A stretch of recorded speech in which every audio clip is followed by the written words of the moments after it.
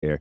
Hey, we're gonna play a game real quick, James. We're gonna see if Domas gives an answer over 10 seconds in the post game following the Heat game. Here we go. Domantas Sabonis, courtesy of Sean Cunningham. And after, I don't know, 50 something minutes. 50? Where is this? Exhausted, but just proud of the guys, proud of everyone. There were so many moments in that game that we could have break, and we just kept pushing ourselves. We had a lot of chances to take the game, and at the end we did it in the second overtime. Look at this guy! 18. Hold on. I need another one. I need one more. I need to know if this is real. I know Tone's questions. That part, protecting the home court, pulling out these wins. It's important. We love our fans. We love the city. You guys heard how it was today. It's so much fun to play here, and we're trying to bring that energy back. And like the beam. Oh, 11.6. Oh, see, this guy is he going to get one under 10 seconds? This guy plays 58 minutes, can barely talk, and all of a sudden he's Mr. Chatty Cathy. We're getting slogans. We're going to light the beam at the end of answers. Domas's media strike is over. Next answer is like, yeah, shut up, Malik. He's a pizza guy. Oh, Hammer. I was waiting for him to pitch De'Aaron Fox's new shoe. Well, there you go. Yeah. Have you guys read DeMar DeRozan's new book? It's really good. Let me read this chapter. Above the Noise Again, by DeMar DeRozan. The man just I'm played exhausted. 50 minutes. He can't breathe, and he just out here talking it up. Just out here talking it up, man. That's funny. Hammer, we asked the question earlier. We talked a little bit about it on your show at the end of the Insiders. I'm going to add a little wrinkle to it. If the summer gets a little wild and the market is open, who's the most appealing player out there league-wide? Is it De'Aaron, Zion, or Devin Booker? Ooh. I'm going to say... Okay, so that's a tough one. My first instinct is to say De'Aaron Fox, right? But because that's who it should be. But we all know that. Well, yeah. I get that, but I would also say that Devin Booker is. There's not that much difference in age, right? He's probably a year and a half older than De'Aaron. But the deal with Devin is that Devin, he's a player that you don't have to design anything for. That he can fit into any roster in the league. And that's not to say that Fox, you can't fit into any roster, but point guards are different. So if you already have a really, really good point guard, the guy that runs everything for you, there's only so many of those jobs available in the league where I think shooting guards, it's easier to plug and play with. Even if you've got players around him, it's easier to plug and play a guy who plays a 1-2 like Booker does. But I still think that Fox is probably the right answer. You want to ask him the second question here? I'll ask him. So we got rid of Zion out there. Although, I think league-wide, it would be Booker, Zion, Fox is how they'd be viewed. I think Fox probably should be one in that respect, but I think people are captivated by Zion Williamson. Last night was a perfect example. But the question was asked to me, and I had a tough time answering this one. If you switched Devin Booker and De'Aaron Fox on this team, just a straight up trade, are the Kings better, worse, or the same?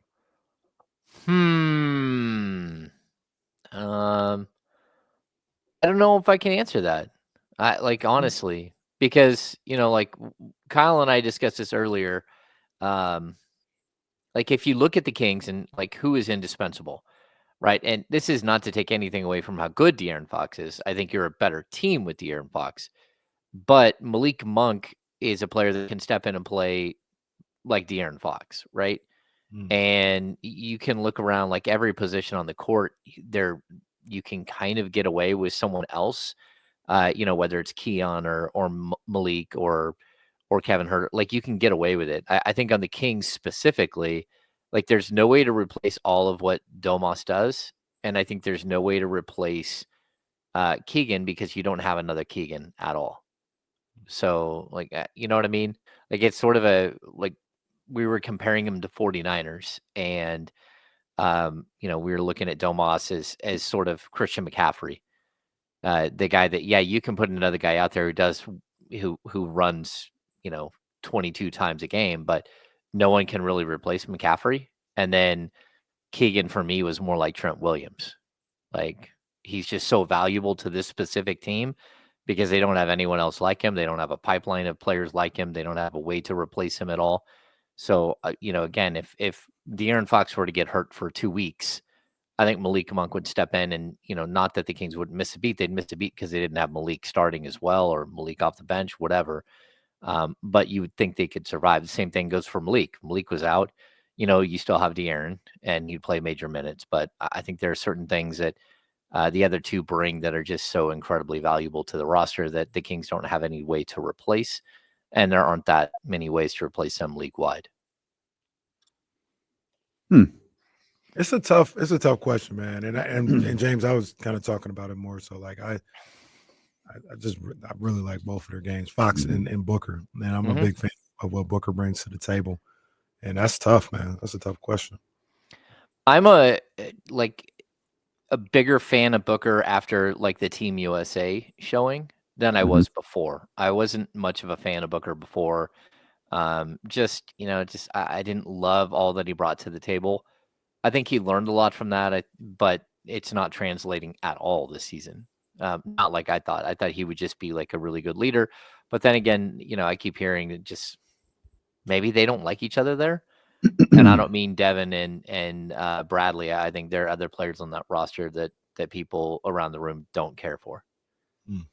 I think that team is struggling to figure out what everyone's supposed to do. Like I don't know that Budenholzer has a grip on that team, and I don't know that it was his call to bench Bradley Beal. Like maybe it was, but it sure reeks of something else.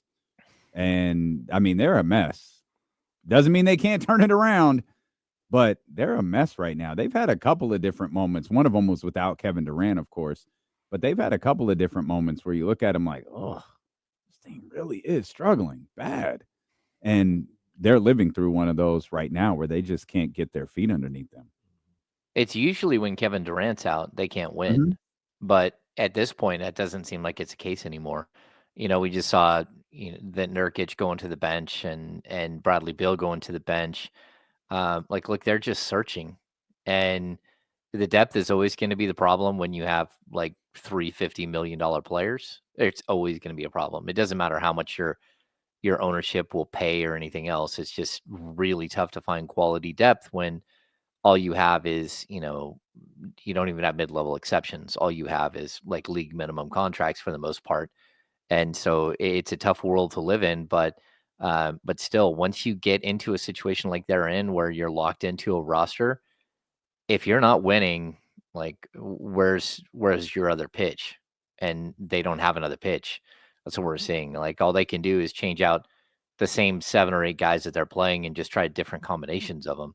And that's not a good place to be in, especially when you know that, they did a lot of what they did last year, relying so heavily on Kevin Durant. And it's really difficult to rely on a player his age to play 37, 38 minutes a night for, the entire season. There's just no way to keep up. And Booker's not a guy who stays healthy. Beal's not a guy who stays healthy. And Nurkic isn't a guy who stays healthy. So a tough look there. We've got James Ham here, so we're definitely going to talk a lot of Kings and everything that's been going on since the Christie's been the new head coach. But before we get to that, I wanted to ask you, one of the things we spent a lot of time on earlier in the show is the Warriors and where they're at and how can they get out of this? Does it end in, if Steph Curry possibly getting frustrated at some point and asking out? But they don't look well, to say the least.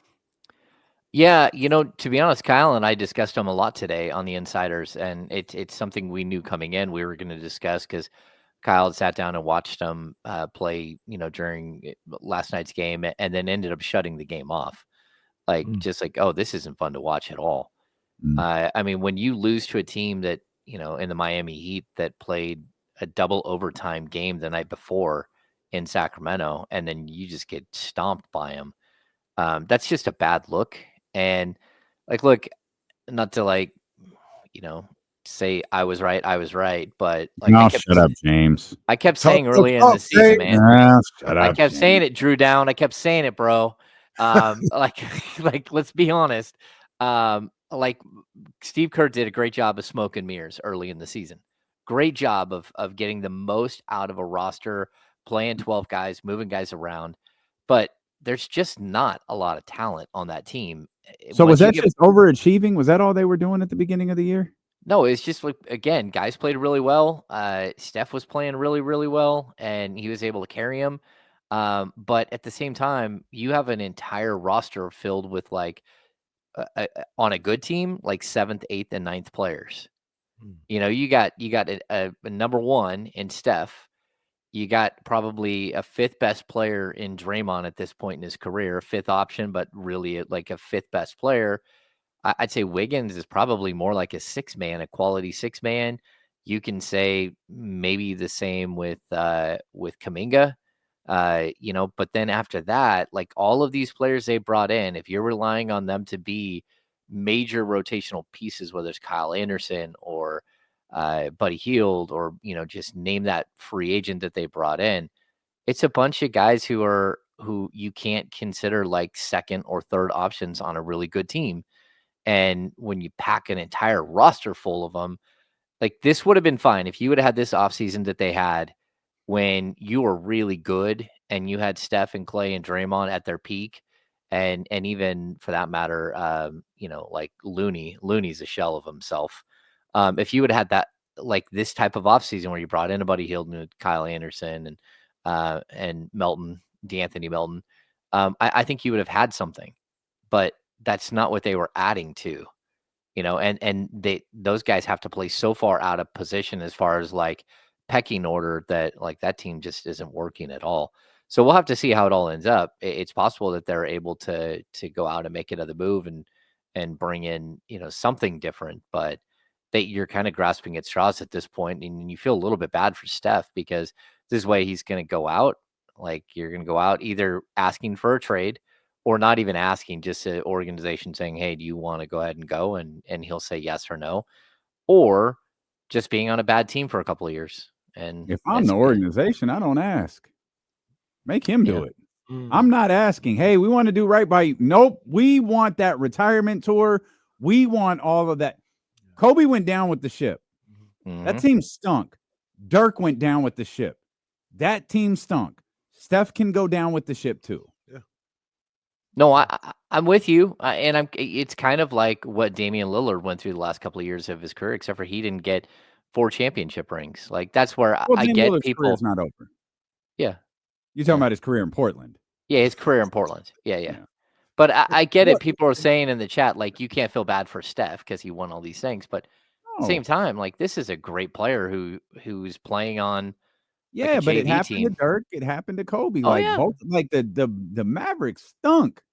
Mm-hmm. They were terrible, and I can't remember Tim's last years. I don't imagine that they were bad, but I can't remember Tim Duncan's last few years. I don't remember when the Spurs streak when Pop's streak finally ended. I don't remember if that was before Tim Duncan or after. Kawhi was kind of in and out of the lineup. Tony Parker. Tim was Kawhi was gone because they didn't they? Tim was around when Kawhi left. Wasn't he? Maybe. No, Kawhi had already left. I mean, but the team's 500. The team's Popovich's streak didn't end with because they went Kawhi, out and got LaMarcus. No, they went out and got LaMarcus Aldridge. That's right. Yeah. So he extended that run. Yeah, I know it's funny right now. Maybe everything was fine for Tim Duncan, but for everyone else who was with their team for basically 2 decades, you didn't really go out on a high note. Yeah, I think it. Go ahead. No, you're. Well, I think it's funny. Like the night meme is probably going to become something different. It's going to be Steph dreaming of what used to be. Hate to see it. Yeah, we ain't going to see that a whole lot of that anymore. It's going to be like, hey, you remember? Hey, like, yeah, you go ahead and go night because what you're living through right now is a nightmare. Well, what'll be great is when he goes night and the Warriors are like 18-32. Yeah. And no one will care. It'll just be like, oh, Steph Curry, night, yeah, for their 19th win of the season. Steph Yeah. Curry, night. The Warriors 17 games under now. Yeah. We should be so lucky. It's tough though. Like, look again. He's a outstanding player. Like watching him in his prime is always like one of the biggest gifts that we've been given as basketball fans. Just like watching him so good. 2 nights ago Yeah. was incredible. Yeah. Like even against the Kings, where in the first half he's dragging the lifeless carcass of the Golden State Warriors, trying to drag them to a competitive game before 2 4-point plays aren't enough. And he's just like, you guys suck. Like, what do you want me to do? And, the whole second half goes to hell. And I know he only played the third quarter because Steve quit, rightfully so, at the beginning of the fourth. Non-flops. Yeah, flopping. That man was scared of Doug and was like, hey, just send the bench in. I want to get this game over with. Get me out of here. Doug's going to hit me. You go ahead. Let's get out of here. Who's going to be the first coach Doug actually punches? JJ. Well, no, he's not going to play JJ. Well, maybe next year. Oh, yeah. 4 games. JJ, he's going to sock JJ. JJ going to have some little smug look or something to say. Doug can just look at him, bro. I've punched prettier people than you. Get out of my face. Get out of my face. Hammer, what constitutes a turnaround for you as it pertains to the Sacramento Kings? What if you were to write the article on the Kings beat and start the show on the Insiders with Kyle, and the Kings have turned this thing around, what would that mean? What would the Kings be at that point? Yeah, I think that's a good question because they're so close to it right now. I mean, what are they? They're half game behind the 9-10. They're a game and a half behind like the 8 seed. And you can just keep going. They're 3 games out of 4th place. Mm-hmm. Like it's right there. They're like 3 games out of 4th place. And so like, look, I don't know what to expect in Boston. But I think we're going to learn a lot about sort of the resiliency and how Doug's message carries when they hit the road and they have a 6-game road trip and they have this 3 game. So 9 of the next 11 are on the road. I think that we'll learn so much about this team. But also I think as of right now, I already feel like there's a turnaround. Okay. I think that I could say, I need this record or that record, but like the Western Conference kind of waited for him and said, you guys gonna catch up? Like, we're waiting for you. Come on. Are you doing this or not? And all of a sudden you're looking at an opportunity here that you shouldn't deserve to get right back in it. And I think that they have every opportunity, whether it's Phoenix hitting the skids or Minnesota. Like, look at all the teams above them. Are there any of them that you're really scared of? Except for when you get to the top and you got, that 2 or 3 teams at the top, and even one of those you just beat. So, like, yeah, I think this is a moment where, I kept telling you guys, I need this team to prove to me and show me that they deserve for Monty McNair to go out and spend a 1st-round pick to improve the roster. I think we already got there. And I didn't think we'd get there like this. I didn't think there would be a 5-game win streak and the Kings would, be within a game of 500, like within 2 weeks of Mike Brown being gone. So, yeah, it's kind of it's good to see. But at the same time, like, go out there and make your move now. They showed you that the season isn't over. The season's alive and well, and you have an opportunity, but go add what you need to add right now. And don't think that, it was just a coach that was a problem and you're going to be able to skate by, because the second, again, if you lose Keegan Murray for a week, you're in a whole bunch of trouble again. Just not being able to stop anybody who's 6'7", 6'8", and hoping that you can get through it. So, James, I'll ask you a question I asked a couple other people. Do you see something schematically different with this team under Doug Christie, or is it just vibes?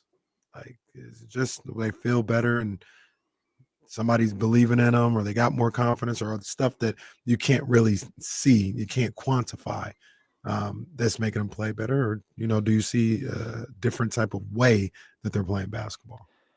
No, I think like I know it's weird to say that they are like playing on vibes right now, but I think it's a little bit of that, and it's a little bit of just the fact that, let's be honest, this team just underachieved. They underachieved under Mike Brown. They weren't good under Mike Brown because they couldn't hit shots. Like, we can talk all we want about, the fact that they're giving up 15 threes a night, 15 made threes a night. But if they were hitting 14, we wouldn't have had that as part of a narrative. It's just the fact this team, for whatever reason, got off to a weird start and then had this little gloomy cloud hanging over them and couldn't figure out how to get out from underneath the cloud. And, I talked about this with Kyle a little bit. Like, it's just like Doug popped up an umbrella and said, "All right, guys, everybody huddle together. I got you. We'll ride out the storm together." And, here they are. Like, the rain just isn't hitting them right now. And there's still dark times. Friday could be a really dark time. That's a great Boston Celtics team. But you feel a little more confident with the fact that Doug has their ear, and that they're just, for whatever reason, they're playing hard. And when you play hard, and shots start to fall, all of a sudden you become a juggernaut. And that's what we're seeing. We're seeing them figure out how to win close games where they couldn't before, and just realistically perform up to the level that we expected. This team is really talented. We can't keep saying that we all thought they'd be a 50-win team, and and then when they start playing up to that potential, we're like, "Hey, this is shocking." It's like, well, no, it was just shocking how bad they were. Like, I think we're all caught off by how bad they were. I know, Kenny, you asked a really good question about, like, if we all thought this was a 50-win team before, why is everybody making the excuse that they need to go out and add to this roster, And it was during the, I think the Monday show when they fired Mike Brown, after they fired Mike Brown. And it's like, look, this team always had 50-win potential, and that's who they should have been. They probably should have been like 51, 52-win team. I don't know if they can get there now. Like, that would be an extreme second half where you won like the majority of your games. I mean, consider, like, at this point what it would take for them to get to 50 wins. But if we're talking about a team that can get to the 6 seed or can get to the 5 seed, they're still going to need somebody at the wing if they're small, if they're going up against, like, name any of these teams. Look at all the teams that are above them, and they're still going to need more defensive players. They're still going to need more length and athleticism. So, but that doesn't excuse the fact that I thought this was a really good team already. It's just a really good team with a couple of holes, and holes that, if you're going to go up against the teams like Denver or OKC in the playoffs, you're going to run into trouble. So I think there's kind of like a happy medium here where, yeah, they're good and they're showing us how good they could have been. We're just getting a little bit late preview to it. And, I think they still have time to climb in and be a team that wins 48 games, 47 games. It's just going to be really tough to get that next couple of wins because of what you put yourself up against. We'll come back. We'll talk more Kings basketball with our insider from the Insiders, James Ham, here with D'Lo and KC on Sacramento Sports Leader ESPN 1320. Clear. Right back, guys. Oh, I'm watching. Well, not watching. I have on this playlist on the NBA app of the top 100 plays of since 2000. And there's been more. Like, I think about that Trae Young play last night. I'm like, man, I can't remember the last time I saw a half-court shot going as a buzzer beater. They're Tyreek. 41 right now, and I've already seen like 6 of them. It happens a little bit more than I remember, I guess. Yep. You know who has one of them? Jesse, James, Jeremy Lamb. Oh. Hit one with the Hornets in Toronto. So win it. I almost forgot that Jeremy Lamb existed until you said that. Except for he sits courtside every other night. Yeah, I'm gonna pull this up. Hey, NBA guru Zach, aren't you the dude who's traded at least like 22 of the Kings that they don't even have? I'm just saying, like you've traded everybody already. Like, what do you mean that am I ready to trade for like? I don't know. Kings legend Jeremy Lamb, Stockton Kings legend Jeremy. Like number 40, Steph just dropped Chris Paul at the Staples Center. Play 40. That was an iconic moment. Yeah, my first season was the Tyreek half court shot against Memphis. Yeah, I seen that. That was, I think, play 70 or something like that. That's still all timer. It wasn't all. Yeah, there was so little time left on the clock too. Like, wait a minute, what the hell is this? Play 38. The Horry shot. The hell is this? Oh no.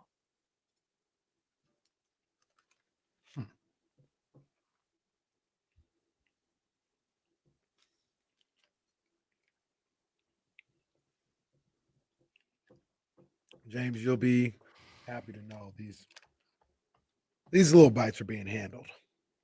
They are not going to waste.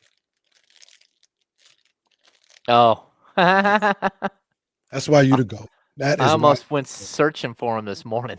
Go get some. Go get some. I was looking around like, oh man.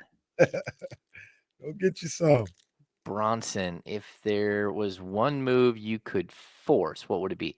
What do you mean by that, though? I don't know.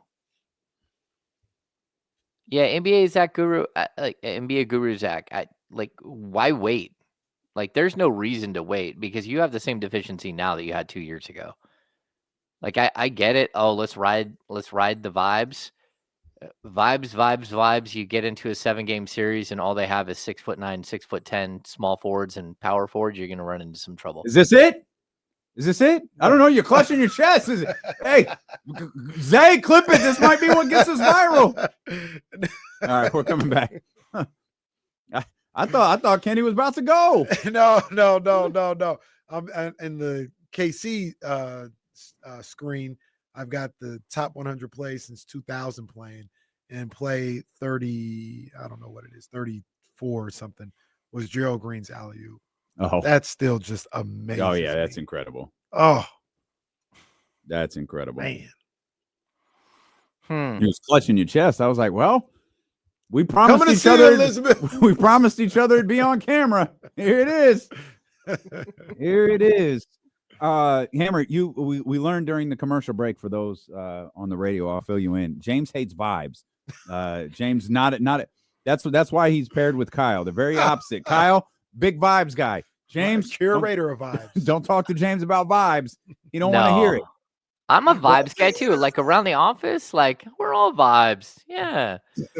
I'm just saying, like, vibes will take you to a certain place. And hey, look, you never know, like when you get into the playoffs and everything else, but I'd rather have vibes with a whole lot of talent than just vibes. And, like, I'll tell you, we saw last year was the Memphis Grizzlies. They've always been vibes. They play, and it's that, like, it's not like a cool, chill vibe. It's like we're not going to let you take a single play off for 48 minutes. And if you think you beat us, you haven't. Like, we saw what that looked like last year with no talent. Like, because it was they still fought you, but it's like what's the Black Knight from Monty Python, like trying to bite your kneecaps. Like he doesn't have any arms or any legs left. He's just like, I'll bite your kneecaps. It's like, okay, that's fine. I'm just gonna walk around you now. Sorry, Memphis Grizzlies, you don't have the talent to keep up. And that's kind of like, again, like vibes matter, and vibes are what can win you a whole bunch of games here. But also, I would love to see vibes with a 6'8" forward that can jump out of the gym and has a long wingspan and can hit a 3-shot. So you are still very much of the belief the roster needs to be upgraded. Yeah, Yeah, I mean, that doesn't change because you won some games. Like the roster, like let's not act like they tried to make moves before they did the DeMar DeRozan trade. They tried to do moves when they made the DeMar DeRozan trade. So like they know that their roster has some flaws. It's why you brought in Doug McDermott. It's why you brought in Jay Crowder and hoping to like stem some of that until you can get the right move. And it hasn't worked out yet, but at a certain point, like you need to go out and add something to this in order to put them over the hump. So discussion that we were having earlier and asking people, and I'll tell you right now, James, it seems to be unanimous. Yes, we were asking people because you want to trade, you want to make a move with somebody. Have you fallen in love with Devin Carter to the point where, nah, I'm not trying to trade him? And a lot of people were like, let's be real. It is love at first sight. Love at first sight. That's right. Love at first sight with Devin Carter. And I'm not there yet. There's deals out there that I would move Devin Carter, but I like what he brings to the table. I think it's really, really needed for this Kings roster. And I'd be hesitant to move on from Devin Carter. I said I would be more willing to move on from the 2028 pick than I would Devin Carter. Yeah, I'm not there yet. Like I do love the rebounding. The rebounding is crazy. I don't think I've ever seen a guard outside of like Josh Hart that just like he shows up in the screen all the time. You're like, hey, where did he just come from? How did he get to where he is on the court, and how did he grab that rebound? And I appreciate that, like having somebody who goes in there and like for a guard who rebounds like that. But I also look at him and I understand that like there's a lot of work to be done there. Like this is a 21-year-old dude, a third year college player that came into the league, and man, he's got to speed up his release on his 3-point shot. He's got to bring that thing down about 8 feet. It's like what they did with Davion a couple of years ago, where all of a sudden he started shooting a balloon ball.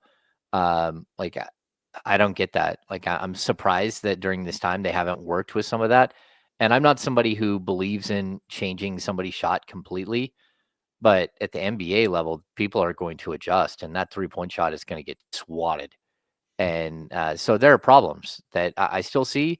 And like he's not a finished product, like any young player isn't a finished product, but that's where I'm looking at him and going, okay, like, yeah, I mean, he's nice, and you're probably better with him than you are without him.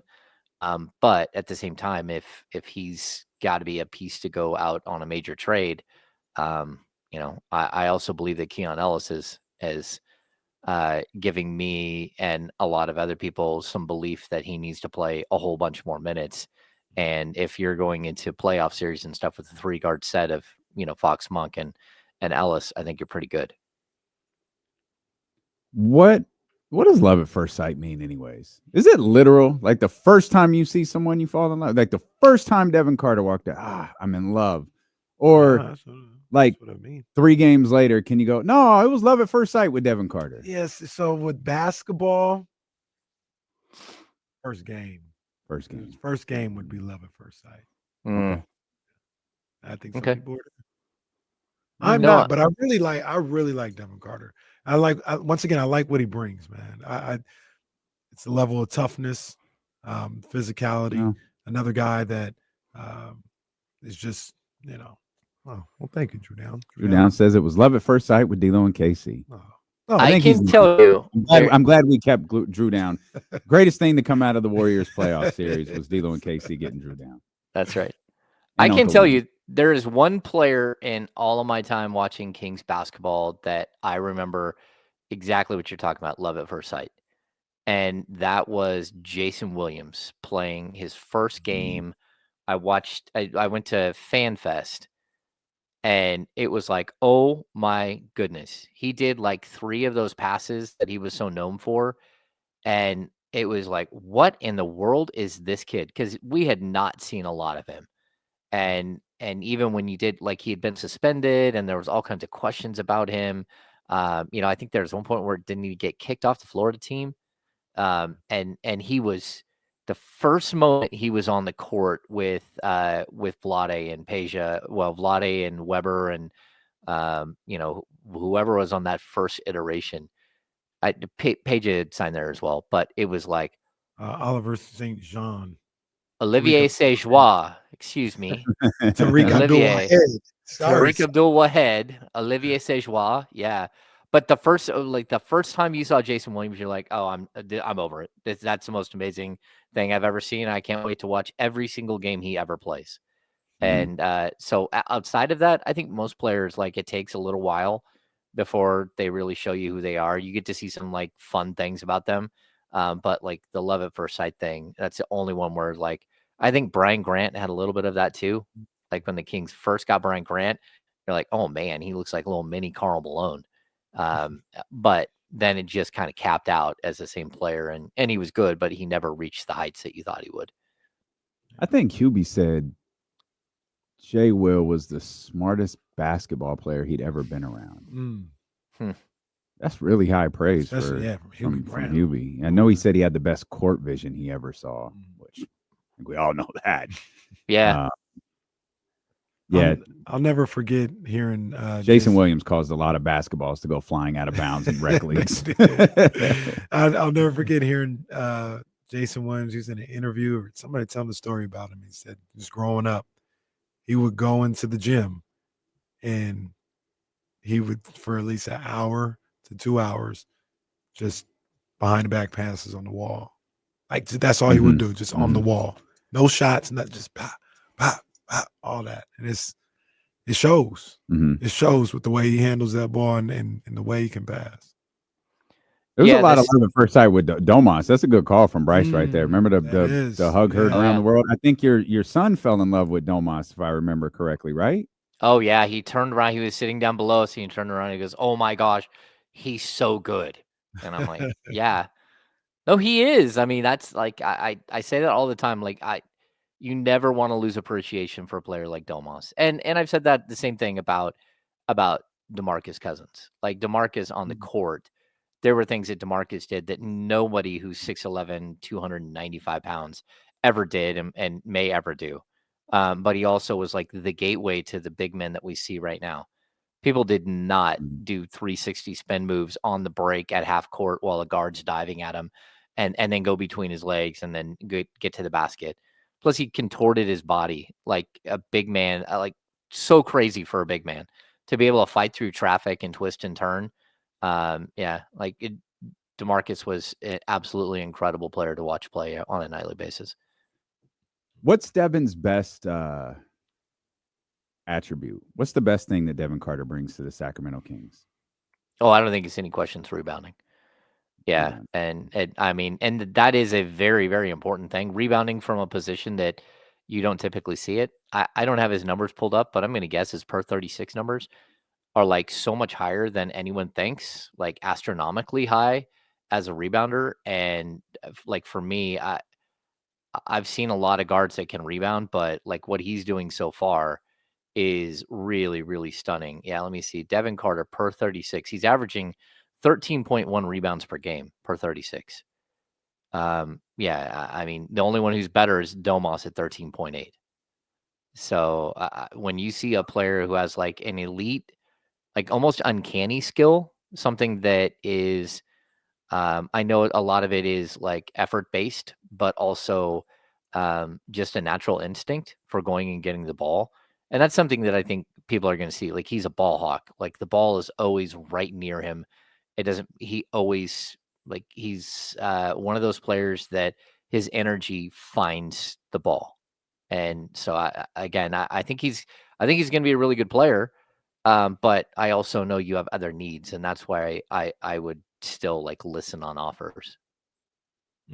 So he's not, I don't want to say untouchable. I don't think anybody is right now, but like he's not. You would move him for if it meant you could get a Cam Johnson or something like that. You still involve him in that type of trade? I would, because I think a little bit like what you're saying earlier, I think there's always a possibility that 2027, 28, 29, 30, those first round picks are going to be more valuable to the Kings at that point than, and the player that they could get for him right now is just further along on his path. So it might be short-sighted for sure. But I also, I think what you'd be giving up is a really, really good role player, future role player for a really good role player that's already there. And so, I don't have the fear that, even when you saw Tyrese Halliburton, and maybe that's another guy that we just glazed over when we're talking about players that people instantly fell in love with. But Halliburton, his feel for the game, on the first moment you saw him, you're like, oh man, that guy's got it. He knows exactly what he's doing. But I don't think you're giving up. But my point is that you're not giving up another Tyrese Halliburton. You're giving up a really good role player. And I mean, even if that's a starter, you're giving up a young Contavious Caldwell Pope, or, again, a young Josh Hart. You're not giving up a young Tyrese Halliburton or a young Anthony Edwards or something like that. Okay. So what are your expectations now moving forward? After what we've seen hammer through the last 5 games, they got this 3-game road trip coming up. You got Chicago in there. Of course, it starts with Boston, and you've got some really tough games when you come back. I think Houston is here when you get back. I think most people, and I guess I should ask this question rather than do you feel like schematically things are different, or is it really just Doug? And again, go back to that word. Is it just Doug and vibes? No, I get what your question is there. I'm going to say it's Doug and vibes, and it's a team that that underperformed and should have been a lot better than they were already. And so, I've told you guys this, when this job came free after Luke Walton was let go, there was serious consideration for Doug to take the job then. Mm-hmm. And my advice to him was, do not touch that job with a 10-foot pole. There's no way to keep that job. That team wasn't good enough. And you're going to get fired and rolled up like everybody else here in Sacramento. And I just don't feel that with this team. I feel like I was concerned that there wasn't going to be a way to unlock them and that this would be a short-term job for Doug. But at the same time, we all know how talented they are. And if someone has the right ability to reach them and get them on the right path, that this is still a team that should be a 4, 5, 6 seed in the Western Conference. Even today, the way that the West is weighted for you, that's still on the table. And so I'm excited for Doug specifically, because his particular brand of basketball, but also of he just thinks about the game and about life differently than a lot of people. And again, we talked about this a little bit, but game 1 he quoted Bob Marley, and then last game he quoted is it Deepak Chopra.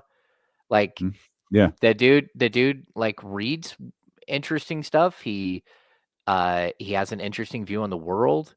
I know years ago, he gave DeMarcus Cousins The Art of War, trying to reach DeMarcus Cousins, because DeMarcus Cousins was trying to win battles the wrong way and didn't understand that he was just fighting against himself more than he was anything else. And there's some powerful lessons that you can learn from a book like that about how to approach life or how to approach anything. And so Doug has a very interesting approach to all of this. And I think the biggest thing that early on that's really caught the players, and that I think people just now are catching on in Sacramento, is just Doug's deep love for the Sacramento Kings, for who they are, for the city, for what it provided him in life and what it did for him, the city, the fans, being part of that franchise, being part of that team that felt like the most amazing family that Doug had ever had. And he wants that back. And there's no one that I've ever talked to who feels more that they have unfinished business in Sacramento than Doug Christie. His only goal is to win a title here. And so now he's getting his opportunity, albeit not as a basketball player, as something different, but he feels like this is his opportunity. And, I don't think he doesn't take that lightly. And the players already feel that. They, it's not when he took everybody up to the roof and showed them the beam, that wasn't some gimmick. He literally meant that you are the light of this city. And if you're in Sacramento and you don't believe those words, oh, well, you haven't noticed, you haven't been here, or you haven't been here through the good times with the Kings. Like, this is the light of the city. The Sacramento Kings are. And I just think Doug has a unique perspective on it, and his willingness to share that perspective and to do it in a very unique way. Like, it's captured the imagination of those players, but also I think it's going to continue to capture the imagination of the people in Sacramento. I always remember if you're having tough times this week, Doug Christie believes in you. He might not even know you. Just know that Doug Christie believes in you. That's it. He's the guy who writes the captions on cat posters. There you go. Hang in there, little fella. Get bracelets. Get bracelets made. Yeah. Doug Christie believes in me. Put it on a shirt. Bracelets, like you said. That's Doug right. Christie believes in me. All of it, man. I'm gonna get into an argument with one of our bosses. Well, Doug Christie believes in me. But you know what? That seems to work for a lot of the people in that locker room. You know what I mean? And it seems, regardless of how they got here, they needed a little TLC, tender loving care, waterfalls, and don't go chasing them though. Don't go chasing them. But Doug has provide that, and you combine, and it's not just that though. You combine that with his knowledge. You combine that with, giving opportunity to guys to play, and they've rewarded them for that. This team also, they probably were looking at themselves as like, hey, we've kicked and screamed about some of the things, or we've laid down, whatever you want to say. We got to answer here. We got a coach out of there. We got a new coach in. We have to answer, and they've responded well. And I think they get a lot of credit for the way that they've played the last week and a half or so as well. Well, that, and I'm really glad that Doug's getting this opportunity now as opposed to 3.5 years ago, because he now has so much more experience. And that's just like, it's the reality. Like, there's one thing to want a job, and we saw it with the 49ers, all the talk coming out about Nick Sorensen, right? Like, he just wasn't ready for the job, and they still love him. They still want him there, but he wasn't ready for that. And whether that's him saying that or that's them saying it to him, it doesn't matter. It's the reality of the situation. We all watch it play out on the field. I think that at this point, you give a coach the opportunity to work under 3 head coaches, which is like not normal, but okay. He gets to work under Luke and Alvin and now Mike, but also coach Summer League, also build these relationships with some of the individual players like Domas, learn so much from a guy like Jay Triano.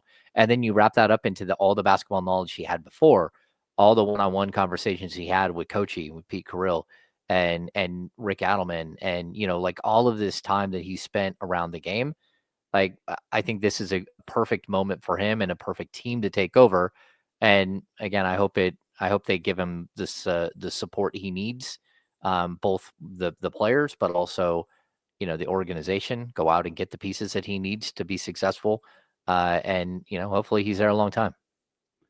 James, I tried to make an argument earlier this week. Maybe it was a bad one, but how they respond to their first loss, I think, is just as important how they responded over the course of the last couple of games, because it's you're riding high, right? And the high, it just keeps getting better, and you keep winning, and you're playing 50 minutes in a double overtime thriller. You come back from 17, crowd's going crazy. You're at home, thank God.